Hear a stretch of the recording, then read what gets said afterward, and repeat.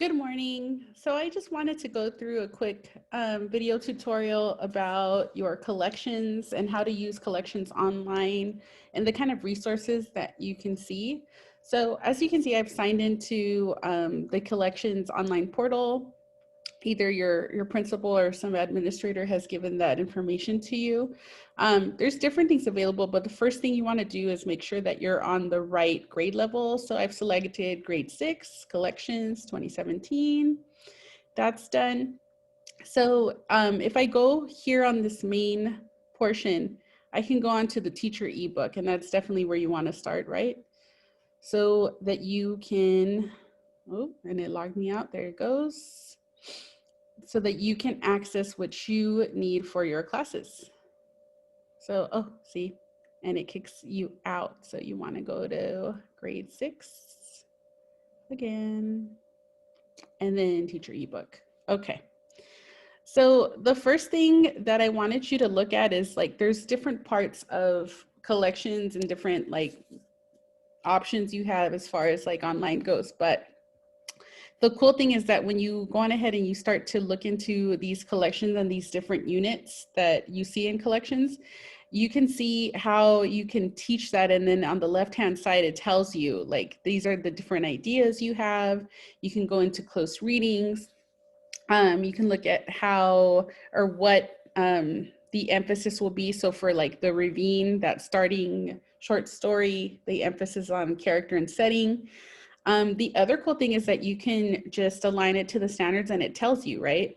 So if you click standards over here, you're able to see the standards that are hit in this unit and in this reading and what kind of activities they're going to be doing. So if you're backward planning, this is definitely good. The other thing is that you're an Orenda school, so that means that your standards are pretty fixed. I mean, you can play around with them as far as like where in the unit you want to introduce, but it's actually pretty aligned to your textbook. So like the first block for 6 is to cite textual evidence to support analysis of what the text says explicitly, as well as inferences drawn from the text.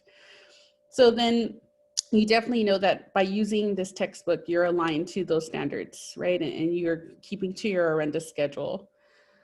The other thing is that when you assign these short stories onto Schoology or directly onto collections, the kids can highlight different parts of the story. That's really easy. And they can turn in those highlights, and then they can definitely turn in those answers to those questions at the end of the work. So let's go to the end really quickly and see how it's telling them how to cite textual evidence, so on and so forth. So here's the cool thing that I saw as far as this unit goes. We looked at character traits and motivation, but let's go to the student page so we can see a better understanding. But this bottom part right here, to make inferences. So I taught English 11th grade for years. I taught all 9th, 10th, 11th, 12th. I've taught ETK, and I even went into like some of the primary grades. I went into continuation throughout my career and I taught there.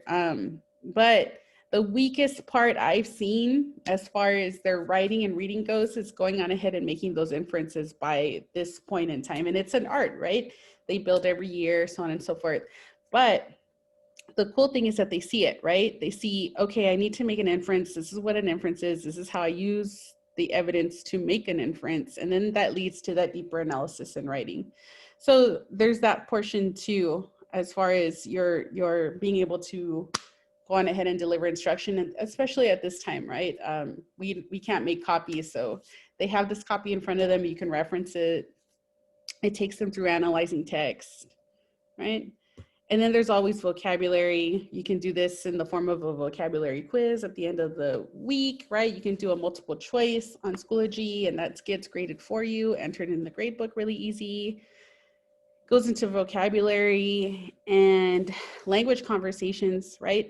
This is really cool for ELs because, you know, it goes into like some of the language they might not know, like conversational, like shut up, you probably step in right here, his foot was, so on and so forth. And then it goes into the next close read. So there's just a couple things. You can do the notes feature. You can add notes to things. Maybe you want to stop on the certain page and present there. You can bookmark it. And here I have a couple of bookmarks that I wanted to look at. There's some resources here that you can add. And then there's definitely more tools here. My notebook is really cool. If you look at my notebook, then all of your notes and stuff are gathered together. And then there's a quick start guide if you have questions, or you can click on the about. But overall, it's a really cool tool. I hope that you use it in your classroom.